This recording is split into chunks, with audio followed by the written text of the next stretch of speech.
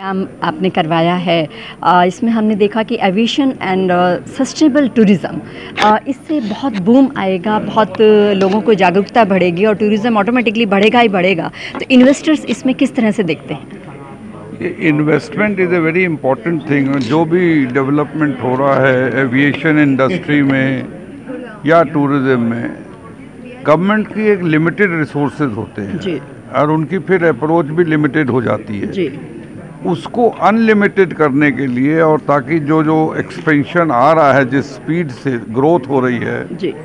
इसमें private investment तभी आएगा मेरे ख्याल से जब प्राइवेट इन्वेस्टर को कोई प्रॉफिटेबिलिटी दिखेगी। हमें जो हमारा अप्रोच है कि profit is a dirty word, ये आइडियोलॉजिकल थिंकिंग की बात नहीं कर रहा हूँ मैं भी अगर प्राइवेट इन्वेस्टर होता तो पैसा तभी लगाऊंगा जब 2 पैसे उसमें मुझे फायदा होगा, क्योंकि मुझे भी जिंदा रहना है। वंस द गवर्नमेंट ये एक्सेप्ट कर लेगी तो जो प्राइवेट पार्टनरशिप का कॉन्सेप्ट है हमारा पिछले 10 से 15 साल से, जो पूरी तरह से टेक ऑफ नहीं कर पाया है, उसको बढ़ाने के लिए हमें इसको ट्वीक करना पड़ेगा। yes. और उस ट्वीकिंग में प्राइवेट इन्वेस्टर पे फोकस करना पड़ेगा। गवर्नमेंट के पास सबसे बड़ा जो एसेट गवर्नमेंट के पास है वो जमीन है। आज जमीन एक्वायर करना प्राइवेट इन्वेस्टर के लिए वर्चुअली इम्पॉसिबल हो गया। Exactly sir, exactly. और this is the asset government has to trade to attract the private investor. ये मेरी थिंकिंग है जी। और ये बहुत आवश्यक है। जब तक कि प्राइवेट इन्वेस्टर को आप जमीन, नॉट ये कि 10 साल की फ्री होल्ड, उसको मिलेगी 90 साल 99 ईयर्स और फ्री होल्ड, तब वो इन्वेस्ट करेगा। That is the main thing to invest the private investor. और उसको इंटरेस्ट होना चाहिए कंटिन्यूड इन्वॉल्वमेंट में। एग्जैक्टली। ये दोनों चीजें करेंगे तो प्राइवेट पब्लिक इन्वेस्टमेंट जरूर अट्रैक्ट करेंगे।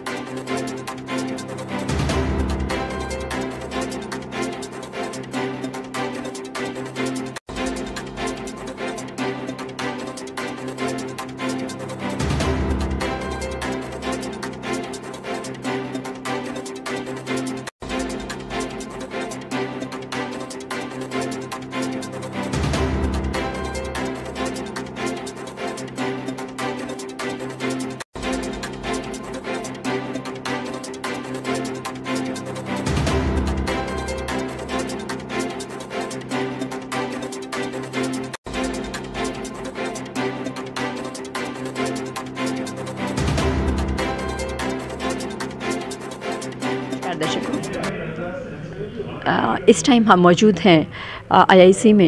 एक कॉन्फ्रेंस ऑनगोइंग हो रही है सस्टेनेबिलिटी टूरिज़्म के ऊपर। तो क्या है, कैसे है, पूरी डिटेल हम जानेंगे अग्रवाल साहब से। सर, आपका इंट्रोडक्शन प्लीज़।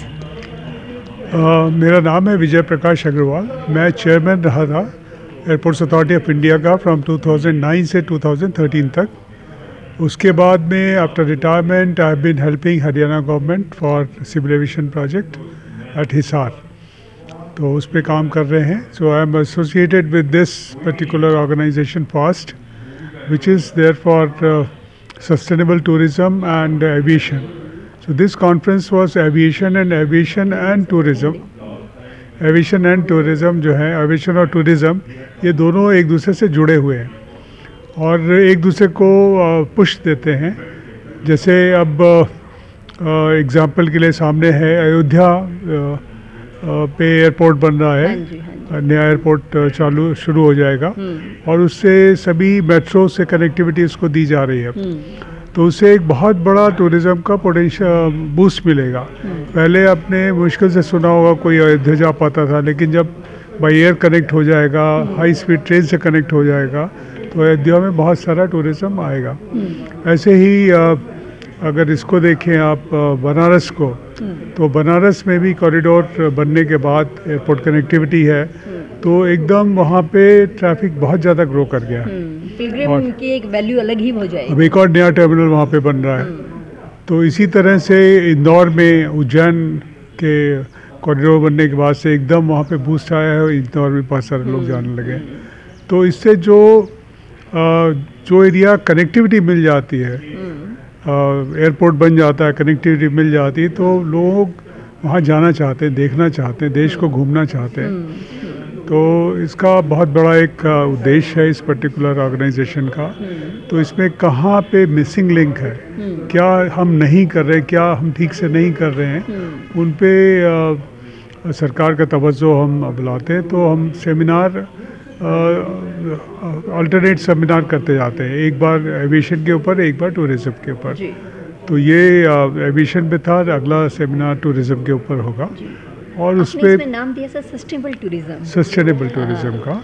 तो उसमें सभी एस्पेक्ट टूरिज्म का हम कंपेयर करना चाहते हैं, देखना चाहते हैं क्या है कि वहाँ पे ऐसा ना हो टूरिज्म करते करते वहाँ का हम इकोसिस्टम का, वहाँ के पर्यावरण को हम दूषित कर दें, ऐसा ना हो। तो उस पर ध्यान रखते हुए कैसे करा जाए, कितना मतलब उसको भी बढ़ावा मिले, लोग अपने देश को जाने, अपने देश पे गर्व करें। तो सबसे ये उसका जुड़ा हुआ है, आपस में जुड़ा हुआ है। और चूँकि जाने में कन्वीनियंस के लिए सबसे अच्छा माध्यम एविएशन होता है, तो इसलिए उसको एक कनेक्टिविटी देना बहुत इम्पॉर्टेंट है।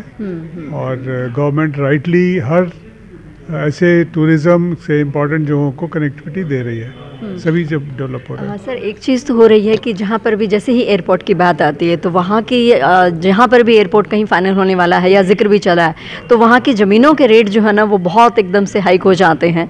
तो डेवलपमेंट का क्या देखते हैं कि किस तरह से? और देखिए, ये इसके लिए अगर आपने नोटिस किया हो तो इसके लिए मैं तो एक तरह से कहूँगा जो नया लैंड लॉ बना है वो थोड़ा इंफ्रास्ट्रक्चर के लिए फेवरेबल नहीं है, क्योंकि उसमें कंपनसेशन बहुत हाई है। और कंपनसेशन जब लैंड जो है, लैंड एक पैसिव कंपोनेंट होता है किसी भी डेवलपमेंट का, उस कंपोनेंट पे बहुत अनरीजनेबली प्राइस हो जाने से आपका जो आउटपुट है वो गड़बड़ा जाता है, उसका रेट नहीं हो पाता है।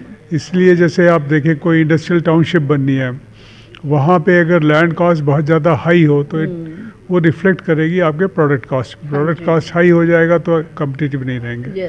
तो वो एक बहुत बड़ा कारण है।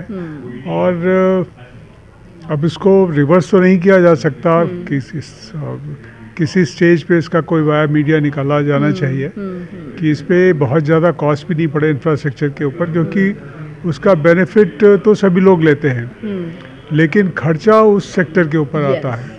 तो वो दिक्कत है। जैसे आपने अयोध्या में आप देखो, इस समय एयरपोर्ट बनने से वहाँ पे सारी तरफ सब जगह प्राइसेस बढ़ गया लैंड का। तो उसका गेन किसको आया? गेन उस प्रॉपर्टी होल्डर को आया। और जो लैंड हमें एक्वायर करना पड़ रहा है वो बनाने के लिए, उसका हमें बहुत ज़्यादा हाई पैसा देना पड़ रहा है। तो एयरपोर्ट बना पाना मुश्किल है, क्योंकि ये लैंड इंटेंसिव इंडस्ट्री है, तो इसमें दिक्कत आती है। इसके लिए कुछ ये हुआ, ऐसे ही हाईवे बनाने के लिए हुआ, सभी में बहुत ज़्यादा कॉस्ट आ जाती है। तो एक रिकंसिडरेशन। हम लोग सस्टेनेबल टूरिज़्म की जब बात कर रहे हैं, हमें जहाँ एविएशन है वहाँ टूरिज़्म तो होना ही होना है, लेकिन हम सस्टेनेबल टूरिज़्म की बात कर रहे हैं। टूरिज़्म तो हो, लेकिन वो इको फ्रेंडली होना चाहिए। तो इसके ऊपर थोड़ा सा प्रकाश हम डलवाना चाहते हैं मलिक साहब से। मलिक साहब, आपका introduction. Madam, captain Malik is my name and मैं एग्जीक्यूटिव डायरेक्टर था एयरपोर्ट अथॉरिटी में कल तक, और अभी एक प्राइवेट ऑर्गेनाइजेशन में हूँ, मतलब लास्ट ईयर। एंड इस जो टॉपिक यहाँ चुना गया है वो काफ़ी, इसका बहुत महत्व है। जैसे आपने सुना होगा अयोध्या आ रहा है। Tourism can be medical tourism, it can be religious tourism, it can be like we have too many tourism places in India, JNK हो गया, हिमाचल हो गया, लद्दाख हो गया। तो इसके लिए बहुत पोटेंशियल है and it has a कैस्टिगेटिंग effect, मतलब इसका इफेक्ट बहुत आगे पड़ता है कि जॉब क्रिएशन में और टू अर्न फॉरेन करेंसी तो इसका बहुत अच्छा इम्पैक्ट पड़ता है एक कंट्री के ऊपर। एंड जो जीडीपी है, जो हमारा भारत सरकार सोच रही है उसके बारे में, उस पर इसका डायरेक्ट बेयरिंग होगा। जी। और सस्टेनेबल टूरिज़्म की हम बात कर रहे हैं सर, तो क्या मेंटेन हो पाता है? देखिए कि आपको जैसे पता होगा कि अभी पेंडेमिक हुआ तो पूरे संसार में, पूरे वर्ल्ड में इसका इम्पैक्ट हुआ। वो तो होगा ही होगा।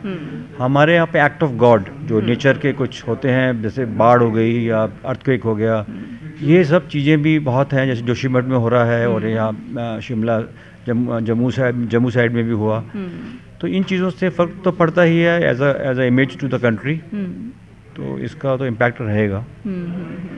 हम ये बोलें कि सस्टेनेबल है तो सस्टेनेबल तो रहेगा, परंतु जो एक्ट ऑफ गॉड नेचर ने जो चीज़ की है उसका तो रहेगा इम्पैक्ट। तो इन्वेस्टर्स कुछ इस तरह से इस तरफ रुझान अपना कर रहे हैं, क्योंकि प्राइवेट सेक्टर में आप अभी जुड़े हैं, आपने बताया, तो इन्वेस्टर्स का किस तरह से रुझान है aviation sector? They are very positive, क्योंकि उनको पता है कि जो भारत एक देश इतना महान देश है और यहाँ पे बहुत अपॉर्चुनिटीज़ हैं, तो उसको देखते हुए और जो पूरे फॉरेन टूरिस्ट हैं वो इंडिया को बहुत मानते हैं, there too many tourist place in India, उसको मद्देनजर रखते हुए अभी इसका ये ग्रोथ चलती रहेगी। इसके ऊपर बहुत ग्रोथ होने वाली है आने वाले समय में। माफ़ कीजिएगा सर, जैसे अभी आपने कहा कि भारत महान देश है, लेकिन हमारे भारत में पॉलिसीज़ के रिगार्डिंग एक्सेसिबिलिटी, बहुत गवर्नमेंट की जो नॉर्म्स हैं ना वो इतने ज़्यादा पेचीदा हैं कि इंसान चाहकर भी बहुत बार नर्वस हो जाता है कि यार नहीं, ये अपने बस की बात नहीं है। तो क्या पॉलिसीज़ में कुछ ईजी होगा? नहीं, अभी देखिए, आप रोज़ आप पढ़ें, अखबार को पढ़ें या न्यूज़ चैनल को देखें आप, तो आपको पता लगेगा कि अब दिन पर दिन जो गवर्नमेंट है वो पॉलिसीज़ को रिलैक्स कर रही है और बिज़नेस फ्रेंडली कर रही हैं। तो बहुत बदलाव आ रहे हैं पॉलिसीज़ के अंदर, उसका डायरेक्ट इम्पैक्ट पड़ेगा टू द एंड यूज़र, जो टूरिस्ट आ रहा है उसको इम्पैक्ट पड़ेगा। वीज़ा कुछ जगह के आपको देखोगा वीज़ा अवेलेबल हैं आसानी से, अब एयरपोर्ट पे भी ट्रांसफ़र इजी हो रहा है और it is well connected now, well coordinated. Ministry of tourism इस पर काफ़ी काम कर रही है। Thank you very much sir, हमसे जुड़ने के लिए।